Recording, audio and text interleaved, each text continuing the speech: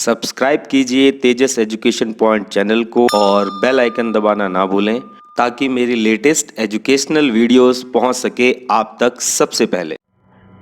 Hello dear friends and students, कैसे हैं आप लोग? Hope you all are good. और वैसे तो आपने थंबनेल देख ही लिया है और आप समझ चुके हैं कि आज हम किस टॉपिक को डिस्कस कर रहे हैं। जी हां, क्लास 12th का सेकंड बुक का लास्ट चैप्टर जो है, जिसका नाम है भारतीय राजनीति नए बदलाव, और पिछले सेशन में इसका नाम था भारतीय राजनीति प्रवृत्तियां एवं विकास।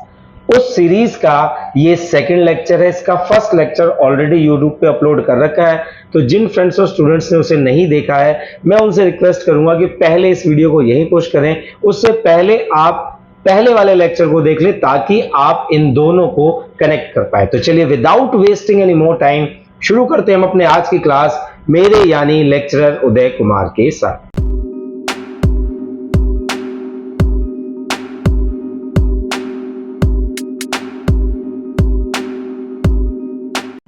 चलिए शुरू है बेटा। करें शुरू। चलिए एक बार अपने लिए ताली बजाइए। अपने लिए में भी कंजूसी है। मजा नहीं आया वैसे?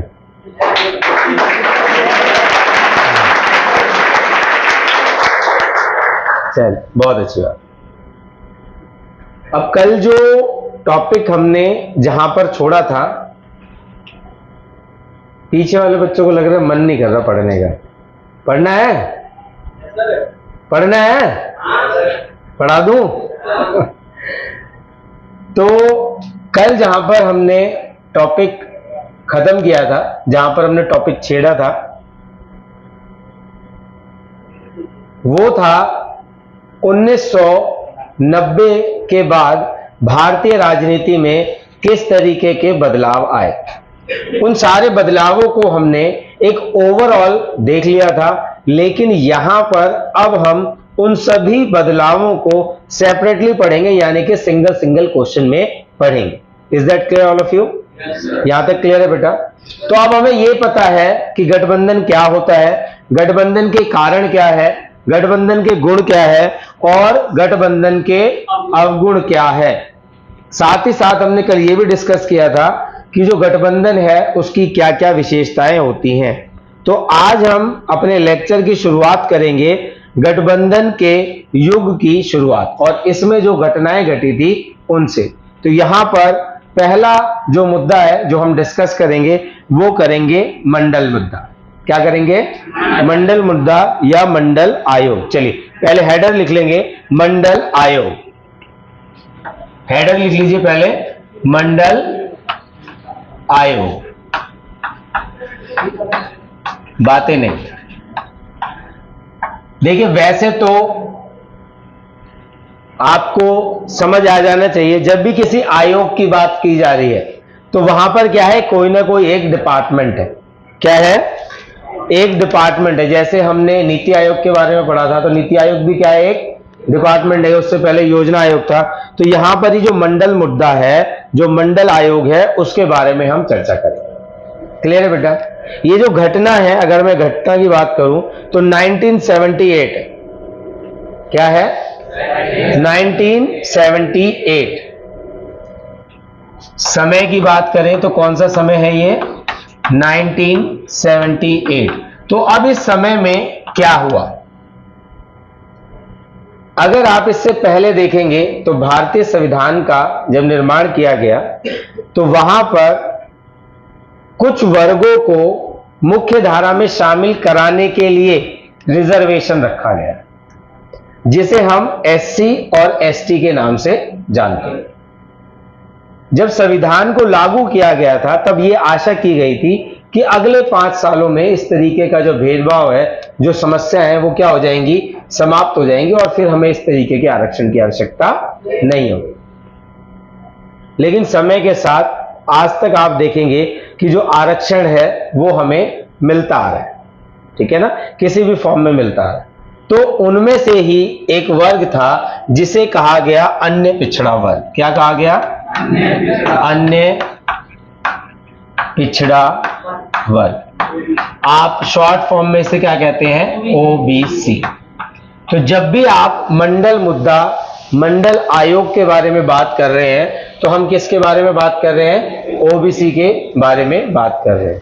तो ओबीसी से हमारा अर्थ क्या होता है कि समाज का एक ऐसा वर्ग जो किसी कारण से मुख्य धारा में शामिल नहीं हो पाया, लेकिन वो एससी और एसटी भी नहीं है। क्लियर है बेटा? तो यहां पर जो ओबीसी का मुद्दा है वो किसके द्वारा उठाया गया? मंडल मुद्दे में उठाया गया। तो जनता पार्टी की सरकार ने क्या किया? एक आयोग का गठन किया जिसे कहा गया पिछड़ा आयोग। तो ये किसने किया? जनता पार्टी की सरकार ने। लिखते चलेंगे साथ साथ, जनता पार्टी की सरकार। भाई सरकार किसकी थी उस समय? जनता पार्टी की थी। और क्या आयोग बनाया? पिछड़ा आयोग। पिछड़ा आयोग। तो अब यहां पर समस्या क्या हो रही है कि उस समय आप देखेंगे कि भारत जो है वो आर्थिक रूप से भी बहुत कमजोर है, विश्व का बहुत बड़ा कर्जा जो है वो भारत के ऊपर है। ऐसी परिस्थितियों में एक आयोग बनाया गया जिसे कहा गया पिछड़ा आयोग। और अगर इसके अध्यक्ष की बात करेंगे तो इसके जो अध्यक्ष थे वे थे बिंदेश्वरी प्रसाद मंडल। इस आयोग के यानी कि जो पिछड़ा आयोग है इसके अध्यक्ष किसको बनाया गया? बिंदेश्वरी प्रसाद मंडल। और इन्हीं के नाम से इसका नाम क्या पड़ गया? मंडल आयोग। क्लियर है बेटा? इनके अध्यक्ष कौन थे? बिंदेश्वरी प्रसाद मंडल। और इन्हीं के नाम से इस आयोग का नाम क्या पड़ गया? मंडल आयोग। क्लियर है बेटा? अब देखो इस मंडल आयोग ने क्या किया? अपनी कुछ सिफारिशें दी, क्या करना चाहिए। समझ में आ रहा है मुद्दा? कि भाई एक आयोग बनाया गया जिसमें पिछड़े वर्ग के बारे में विचार किया गया। उसके जो अध्यक्ष थे वो थे बिंदेश्वरी प्रसाद मंडल। और उन्होंने अपनी फाइंडिंग में एक क्या दी? सिफारिश दी। तो अब देखो क्या क्या सिफारिश थी ना, वही सिर्फ मंडल मुद्दा है। लिख लीजिए, सिफारिश किसने दी? तो बिंदेश्वरी प्रसाद मंडल जो है उनके द्वारा ये सिफारिशें दी गई। इसमें पहली सिफारिश जो लिखेंगे वो क्या थी कि ओबीसी को सरकारी नौकरियों में 27% का आरक्षण। कितने प्रतिशत का? 27% का आरक्षण। किसके लिए? ओबीसी वर्ग के लिए। तो ये आरक्षण कहां पर मिलेगा उनको? स्कूलों में, कॉलेजों में, जॉब में। तो 27% का जो आरक्षण है इसकी व्यवस्था जनता सरकार के द्वारा की गई। क्लियर है बेटा पॉइंट? अगला लिखेंगे भूमि सुधारों को पूर्णतः लागू करना। किसको लागू करना? भूमि सुधारों को।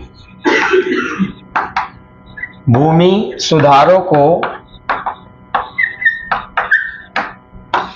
पूर्णतः लागू करना।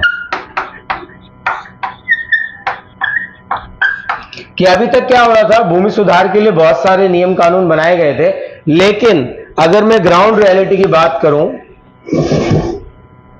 तो ग्राउंड रियलिटी पे उन पर उतना काम नहीं हो रहा था जितने की आवश्यकता थी। अब इस समय अगर मैं कहूं सरकार किसकी थी, तो वीपी सिंह जो थे उस समय प्रधानमंत्री थे। इस प्रॉपर टाइम ड्यूरेशन के अंदर जो प्रधानमंत्री थे वो कौन थे?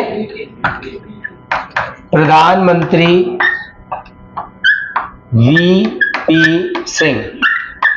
वीपी सिंह जी ने 1990 में, डेट याद रखेंगे, 1990 में ये जो सिफारिशें थी, ये वाली जो सिफारिशें थी जो ओबीसी के लिए थी, जो मंडल आयोग की सिफारिशें थी, इनको क्या कर दिया? लागू करने की घोषणा कर दी। अभी तक ये क्या थी? सिर्फ सिफारिशें थी, ये लागू नहीं हुई थी। लेकिन 1990 में उस समय के जो तत्कालिक प्रधानमंत्री थे श्री वीपी सिंह जी ने क्या करा? मंडल आयोग की सिफारिशों को लागू करने की क्या कर दी? घोषणा कर दी। यहां तक कोई दिक्कत है बेटा? बढ़ जाए आगे। अब देखिए इसी की वजह से भाई घोषणा कर दी, अब वो लागू भी हो गई। और इसी की वजह से अगर मैं परिणाम की बात करूं तो भाई कोई भी घटना घटी है तो उसका कोई ना कोई परिणाम होगा। तो परिणाम स्वरूप हम क्या देख सकते हैं कि देश भर में हिंसक आंदोलन जो है वो देखे जा सकते। इसके विरोध में क्या हुआ, हिंसक आंदोलन जो है उस समय, उस काल ड्यूरेशन में हम देख सकते। तो अगर मंडल मुद्दे पर क्वेश्चन आएगा तो वो इतने पोर्शन से ही आएगा। बात समझ में आ रही है कि अगर मंडल मुद्दे से क्वेश्चन आएगा तो वो इतने ही क्वेश्चन से आएगा। अगर मान लीजिए एमसीक्यू फॉर्मेशन में क्वेश्चन आएगा तो आएगा मंडल मुद्दे के अध्यक्ष कौन थे। तो भाई अध्यक्ष कौन थे, बिंदेश्वरी प्रसाद मंडल। अगला क्वेश्चन एमसीक्यू फॉर्म में देख सकते हैं कि जो मंडल मुद्दा है इसकी जो सिफारिशें हैं ये किसकी सरकार के शासनकाल में की गई। वीपी सिंह जो थे वो प्रधानमंत्री थे और जनता पार्टी। क्लियर है बेटा। मुद्दा कब का है तो 1990 का। 1978 में पिछड़ा वर्ग बनाया गया, उसने कुछ सिफारिशें दी। सिफारिशों में जो सबसे प्रमुख थी वो थी 27% का आरक्षण जो है वो इस पर्टिकुलर वर्ग को मिलना चाहिए। लिख लिया बेटा ये सभी कुछ, कोई डाउट मिटा दिया जाए। चलिए अब इसके बाद सेकंड हम देखेंगे शाहबानो केस, या आपके पेपर में पूछा जाता है शाहबानो प्रकरण। तो प्रकरण पूछ ले या केस पूछ ले, दोनों का अर्थ क्या होगा, एक ही होगा। तो शाहबानो प्रकरण, पहले हेडर लिख लो शाहबानो प्रकरण, उसके बाद चर्चा करते हैं शाहबानो प्रकरण। अब ये घटना भी कब की है आपकी 1978 की। देखिए अब शाहबानो केस को समझने से पहले या शाहबानो प्रकरण को समझने से पहले हमें अपने दिमाग को क्या करना पड़ेगा, खोलना पड़ेगा। क्योंकि इस तरीके के जो मुद्दे हैं, जैसे अभी हम इसके बाद चर्चा करेंगे अयोध्या विवाद की, तो ये कुछ ऐसे ज्वलंत मुद्दे हैं जिन पर बहुत सोच समझकर आपको चर्चा करनी है, बात करनी है। क्योंकि भारत जो है वो एक धर्मनिरपेक्ष देश है और यहां पर सभी धर्मों का सम्मान किया जाता है। लेकिन एक छोटी सी बात है कि हिंदू धर्म को छोड़ दें तो इसके अलावा सभी धर्मों के अपने अपने कानून हैं। जैसे इस्लाम के लिए मुस्लिम पर्सनल लॉ, क्या है, मुस्लिम पर्सनल लॉ। ऐसे ही क्रिश्चियनिटी में भी है कि उनके अपने कानून है, वो रहते तो इस देश में है लेकिन उनका अपना एक धार्मिक कानून है। और इसी के संबंध में बाबा साहब डॉक्टर भीमराव अंबेडकर जी ने हिंदू कोड बिल की पेशकश की थी जिसे नामंजूर कर दिया गया। अब यहां पर होता क्या है पहले ये समझते हैं। देखो शाहबानो से एक बात तो क्लियर हो गई, ये क्या है भाई, क्या है भाई, महिला है। मर्द का नाम तो शाहबानो नहीं होगा भाई, ये क्या है, एक महिला है। और कितने वर्ष की है, तो वर्ष की बात करें तो 62 वर्ष की महिला है। कितने वर्ष की है, 62 वर्ष की महिला है। अब हुआ क्या कि इनके पति ने इन्हें 3 बार कह दिया तलाक तलाक तलाक। तो according to Muslim personal law, अगर आपने 3 बार अपनी बेगम को, अपनी वाइफ को, अपनी धर्म पत्नी को 3 बार तलाक कह दिया तो तलाक माना जाता है। अब भाई धर्म की बात करेंगे तो ये धर्म के हिसाब से, इस्लाम धर्म के हिसाब से क्या है, सही है।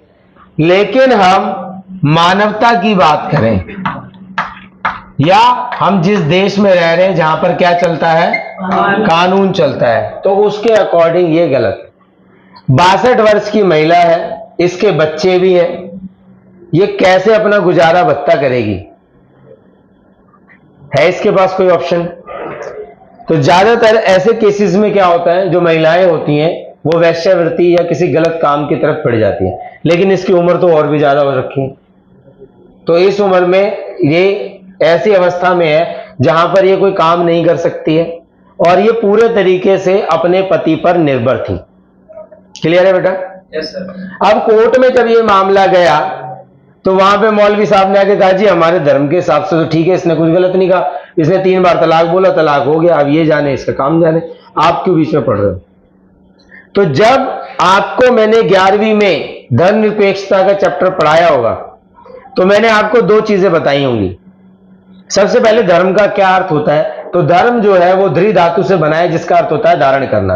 आप जो भी चीज धारण करते हैं वही आपका धर्म है। जैसे मैं एक अध्यापक हूं, मैं एक टीचर हूं, मेरा धर्म क्या है? पढ़ाना।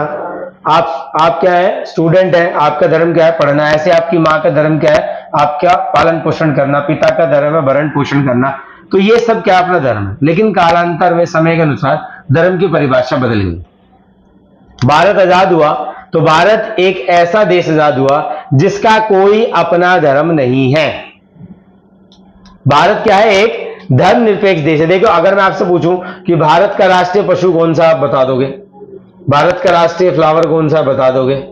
है ना, सब्जी बता दोगे, सब कुछ बता दोगे। लेकिन मैं पूछूं भारत का धर्म कौन सा, तो आप कहोगे हमें नहीं पता, क्योंकि भारत का अपना कोई धर्म नहीं है। भारत क्या है? एक धर्मनिरपेक्ष देश है।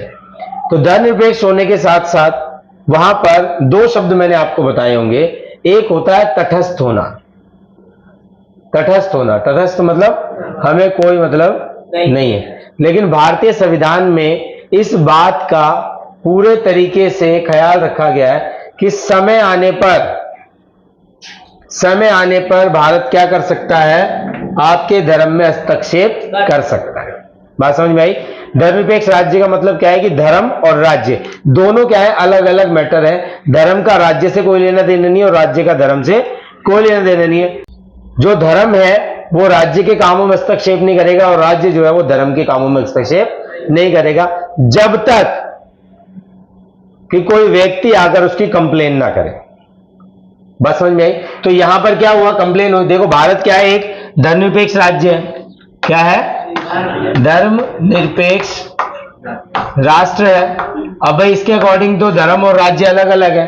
धर्म राज्य में हस्तक्षेप नहीं करेगा, राज्य धर्म में हस्तक्षेप नहीं करेगा। लेकिन जब ये शाहबानो उसके पास आती है और कहती है कि भैया हमें अपने देश के कानून के तहत गुजारा भत्ता मिलना चाहिए।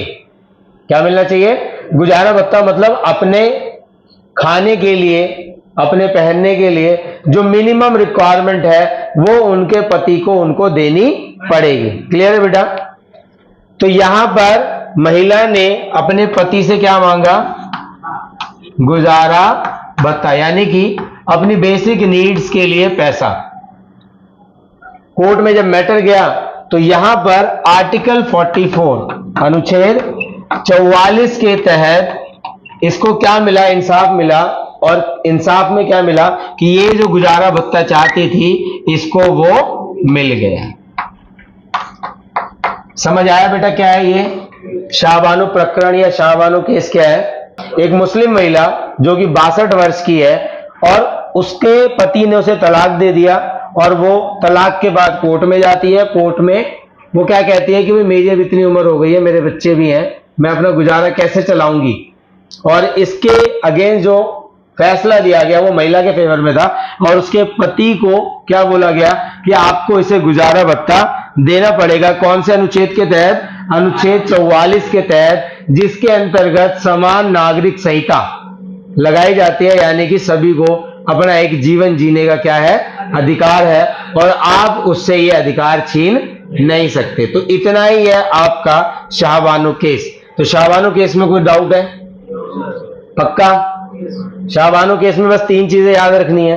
पहला, शाहबानो एक महिला है, 62 वर्ष की है, मुस्लिम संप्रदाय से बिलोंग करती है, पति ने तलाक दे दिया, तलाक के बाद कोर्ट में गई, कोर्ट में जाने के बाद उसके फेवर में फैसला दिया गया कि आपको आपका जीवन यापन करने के लिए जो भत्ता है वो आपके पति द्वारा दिया जाएगा। तो इससे पहले आप देखेंगे कि इस तरीके का कोई मामला नहीं था।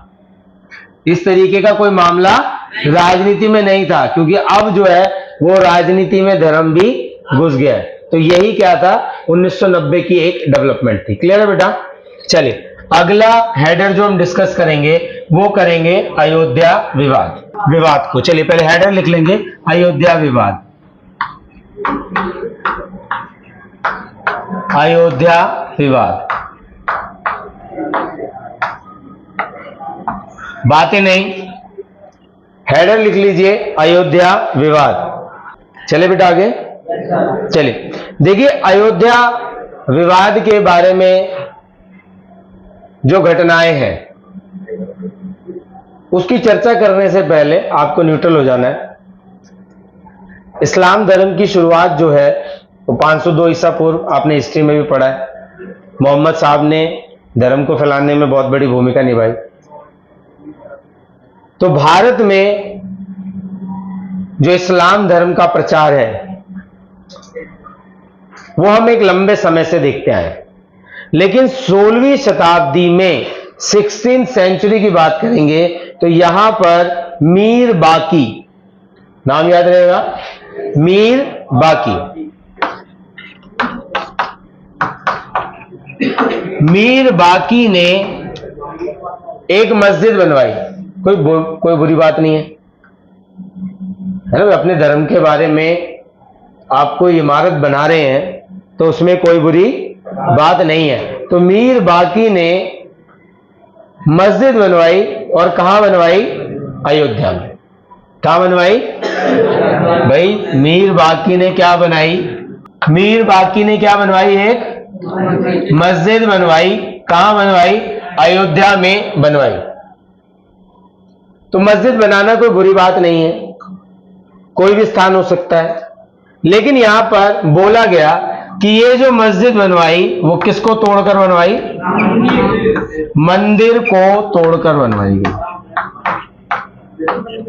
बात है नहीं, ये जो मस्जिद बनवाई गई ये मंदिर को तोड़कर बनवाई गई। अब मंदिर को जब तोड़ के बनवाई गई तो यहीं से क्या होती है? समस्या।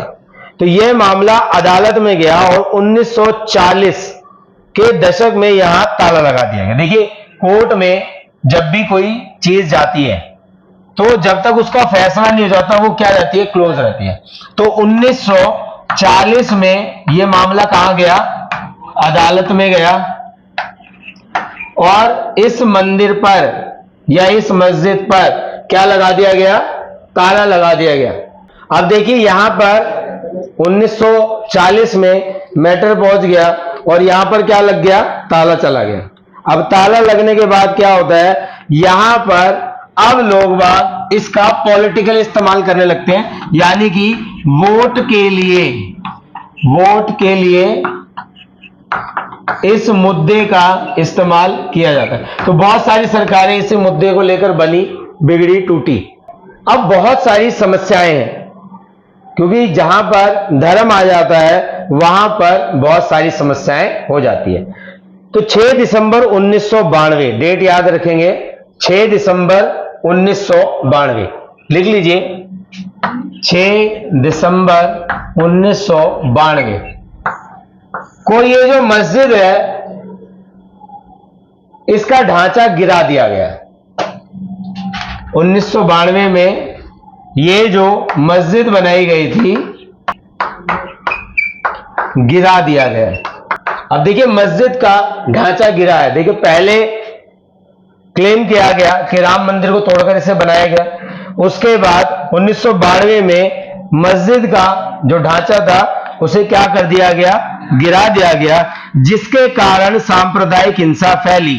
भाई एक के मंदिर टूट गया, एक का मस्जिद टूट गया, तो झगड़ा तो होना है ना। तो धर्म से रिलेटेड जो झगड़ा होता है उसे क्या कहते हैं? सांप्रदायिक हिंसा या दंगे।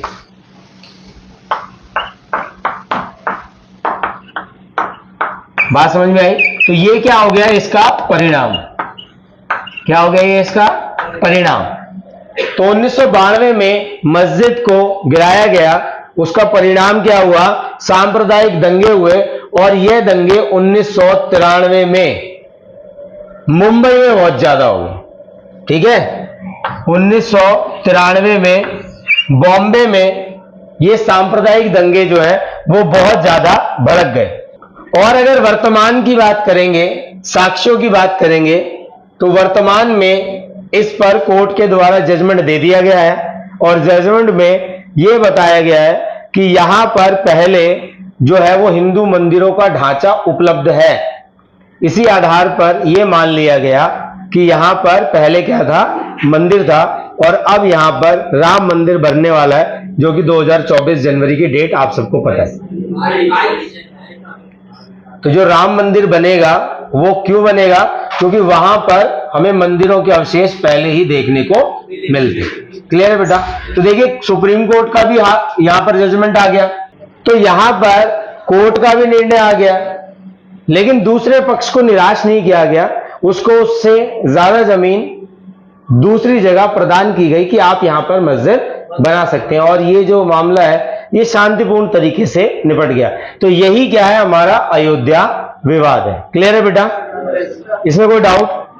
तो अयोध्या विवाद जो है वो एक सांप्रदायिक, अयोध्या विवाद बेसिकली क्या हुआ? एक सांप्रदायिक मोड़ ले गया, और जिसकी वजह से कई जो बेकसूर है उनको अपनी जान से हाथ धोना पड़ा। क्लियर है बेटा? अयोध्या विवाद में कोई डाउट है तो पूछ लीजिए, आगे बढ़ जाए। पक्का? मिटा दे बेटा इसे। चलिए अब हम देखेंगे न्यू इकोनॉमिक पॉलिसी या नई आर्थिक नीति। हेडर लिख लेंगे जल्दी से, नई आर्थिक नीति। वैसे तो इसे हम जब ग्लोबलाइजेशन वाला चैप्टर डिस्कस किया था वहां पर भी हमने इसे कई बार डिस्कस कर रखा है। हेडर लिखिए पहले, नई आर्थिक नीति, नई आर्थिक नीति। क्लियर है बेटा? अब देखिए नई आर्थिक नीति की बात करेंगे तो सबसे पहले हमें समय और ड्यूरेशन पता होना चाहिए। तो भारत की अगर बात करेंगे तो भारत में यहां पर जो समय है वो है 1991 का। समय क्या है? 1991, 1991। क्लियर है बेटा? अब सरकार की बात करेंगे तो सरकार में प्रधानमंत्री है नरसिम्हा राव। प्रधानमंत्री तो कौन है? नरसिम्हा राव है। और अगर फाइनेंस मिनिस्टर की बात करेंगे, वित्त मंत्री की करेंगे, तो उस समय थे डॉक्टर मनमोहन सिंह। क्या है? वित्त मंत्री कौन है? डॉक्टर मनमोहन, जो आगे चलकर भारत के प्रधानमंत्री भी रहे। तो अब आप यहां पर देखेंगे हुआ क्या है कि 1991 के समय भारत के ऊपर आर्थिक बोझ बहुत ज्यादा हो गया था। अमेरिका ने सहायता करने से मना कर दिया, तो ऐसी स्थिति में भारत के सामने और कोई विकल्प नहीं था। तो भारत ने अपने आप को पूरे विश्व के लिए खोला, जिसे हम उदारीकरण या वैश्वीकरण के नाम से जानते हैं। किस नाम से जानते हैं? उदारीकरण या फिर वैश्वीकरण के नाम से जानते हैं। तो यहां पर देखिए छोटे छोटे क्वेश्चन बनते हैं कि भाई नई आर्थिक नीति क्या है। तो 1991 में नरसिम्हा राव जी की सरकार के समय जो मनमोहन सिंह थे, उन्होंने सजेस्ट किया कि भारत के पास अब एक ही विकल्प है कि भारत विश्व के लिए अपने दरवाजे खोल ले और उदारीकरण या वैश्वीकरण को क्या कर ले? अपना ले। तो नई आर्थिक नीति में आपको सिर्फ इन पॉइंट्स का ही क्या रखना है? ध्यान रखना। अगर आपको ये पॉइंट लिख देते हैं तो आपको पूरे बेटा पूरे नंबर मिल जाएंगे। क्लियर है बेटा? तो यहां पर अब हमारा जो नई आर्थिक नीति है ये भी हमारा डिस्कस हो गया है। लिख लिया था ना? चलिए साथ साथ ही लिख लिया करो, क्योंकि फिर समस्या हो जाती है और समस्या का कोई समाधान नहीं होता। अब हमारा लास्ट हेडर जो यहां पर बच गया है वो है नई सहमति का उदय। लास्ट हेडर क्या है हमारा? नई सहमति, नई सहमति का उदय।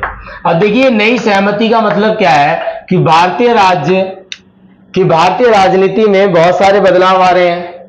उन बदलावों को देखते हुए राजनीति में भी क्या आ रहा है? परिवर्तन आ रहा है। तो नई सहमति मतलब क्या है? जिस पर सभी लोग क्या है? एग्री है और सभी लोगों को वो ठीक लग रहा है। नई सहमति का उदय। अब ये नई सहमति क्या है इसके ऊपर हम थोड़ी सी चर्चा करेंगे। जो चीजें हमने पढ़ी है ना वो सभी नई सहमति हैं। अभी पिछले लेक्चर में जो सारी चीजें हमने पढ़ी हैं वही क्या है? आपकी नई सहमति का उद्देश्य। में पहला पॉइंट लिख लेंगे, नई आर्थिक नीति पर सहमति। पहला पॉइंट क्या लिख लेंगे? नई आर्थिक नीति पर बातें नहीं, नई आर्थिक नीति पर सहमति कि भैया सब क्या है, एग्री है कि भाई अब भारत को ग्लोबल हो जाना चाहिए, अब भारत को विश्व के लिए अपने दरवाजे खोल लेने चाहिए। दूसरा पॉइंट हम यहां पर क्या देख सकते हैं, जितने भी वंचित वर्ग हैं, वंचित, दलित, इनका राजनीति में प्रवेश या आना, कि भाई इससे पहले तक अगर हम देखेंगे तो इनको वोट डालने का भी राइट नहीं था, संविधान ने तो दे दिया था लेकिन रियलिटी में नहीं था, लेकिन अब इस पर सभी ने सहमति दिखा दी थी। थर्ड पॉइंट देख सकते हैं कि जो प्रांतीय दल है और क्षेत्रीय दल है, कौन कौन से, प्रांतीय दल एवं क्षेत्रीय दलों के बीच सहयोग, क्षेत्रीय दलों के मध्य सहयोग, कि भाई अब आपस में ये क्या कर रहे हैं, कोऑर्डिनेट कर रहे हैं, सहयोग कर रहे हैं। लास्ट पॉइंट लिख सकते हैं, विचारधारा के स्थान पर, विचारधारा के स्थान पर कार्य सिद्धि पर जोर, कि भैया अब बातें बहुत हो गई, अब काम करो। तो ये क्वेश्चन भी आएगा तो बेटा मैक्सिमम 4 मार्क्स में आएगा। तो 4 पॉइंट्स आपके सामने हैं कि भाई नई आर्थिक नीति पर सभी लोग क्या हो गए, एग्री हो गए कि हाँ अब हमें ये काम करना चाहिए। दूसरा है कि जितने भी वंचित वर्ग थे, दलित वर्ग थे, उनका भारतीय राजनीति में क्या हो गया, प्रवेश हो गया।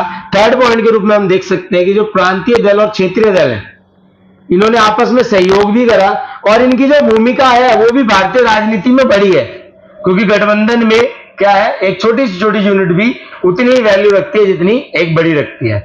लास्ट पॉइंट हम देख सकते हैं कि विचारधारा के स्थान पर अब कार्य सिद्धि पर जोर दिया गया कि आपने जो बहुत बातें बनाई, बहुत वादे करे, अब उसे करके दिखाने का समय। तो ये जो चैप्टर है ये यहीं पर समाप्त होता है। तो आज की क्लास में बस इतना ही। मिलते हैं आपसे नेक्स्ट क्लास में, जहां पर किसी और इंटरेस्टिंग टॉपिक के साथ आपके साथ रूबरू होंगे। तब तक के लिए जय भीम, जय भारत।